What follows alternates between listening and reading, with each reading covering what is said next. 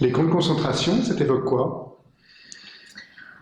Écoute, ça m'évoque une chape de plomb en réalité, parce que très jeune, je devais avoir 5-6 ans, j'ai compris que ça concernait un secret familial.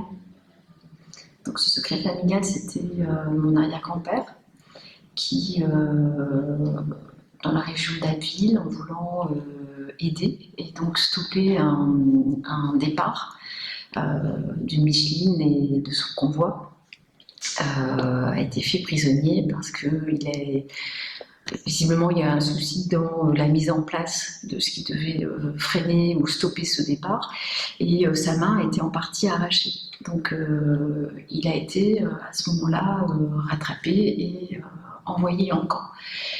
Et mon arrière-grand-mère donc, est éduquée seule pendant toute cette période ses 2 filles.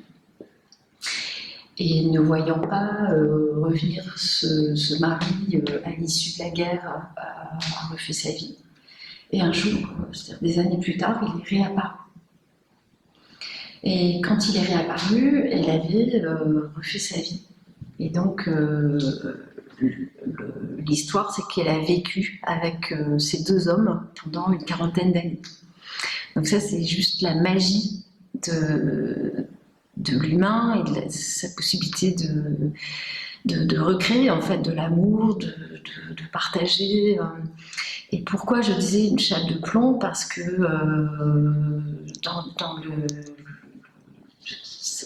jamais à la maison on abordait ce sujet, c'était totalement tabou, ça faisait partie de ce qui ne se raconte pas, de ce qui ne se partage pas. Et j'ai des souvenirs d'enfance en fait chez le patron de ma mère qui avait une collection de Paris Match et de Life sur des images de la Shoah terribles, et pour essayer de comprendre ce que ma famille avait vécu et sur lesquels elle ne mettait ni des mots ni des images. Il m'arrivait à des moments où je savais que les adultes ne me verraient pas, les sortir, les ouvrir, regarder, les refermer très vite, parce que j'avais du mal à imaginer que mon arrière-grand-père avait été confronté à ça. C'est-à-dire l'univers concentrationnaire, le manque total de liberté, le manque total de confort, puisque c'était des conditions de survie abominables. Et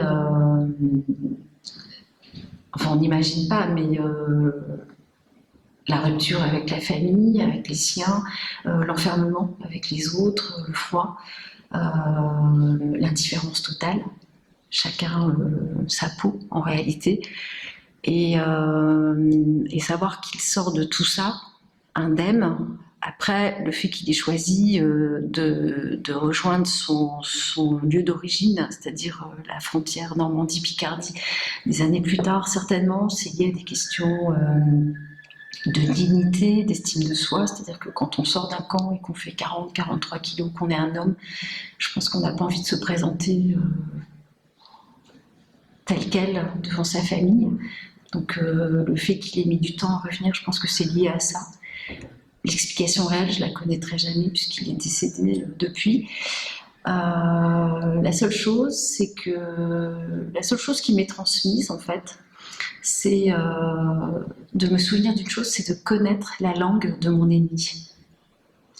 Parce que je crois que c'est ça qui l'a sauvé, c'est-à-dire de connaître ce langage germanique, ce langage de l'Est, et de pouvoir se cacher et échapper à chaque fois qu'un bâtiment ou qu'un morceau de bâtiment était concerné pour être dirigé vers l'abattoir en fait. Donc voilà, qu'est-ce que ça m'évoque? Une forme de souvenir familial, mais souvenir que j'ai essayé de comprendre, de reconstituer, parce qu'il n'y avait pas de langage de transmission familiale. Après, ce que ça m'évoque, évidemment, c'est une destruction massive pour des raisons idéologiques, politiques, économiques, géographiques. Et ce que ça m'évoque surtout, c'est que les hommes ne retiennent rien, ou très peu, de cette histoire, puisque aujourd'hui, et dans notre histoire récente, en Afrique, en Amérique latine, en Asie, il y a encore des camps de concentration, il y a encore des populations qui sont mises en marge, qui sont stigmatisées et qui sont jugées inférieures. Et ça, c'est juste insupportable.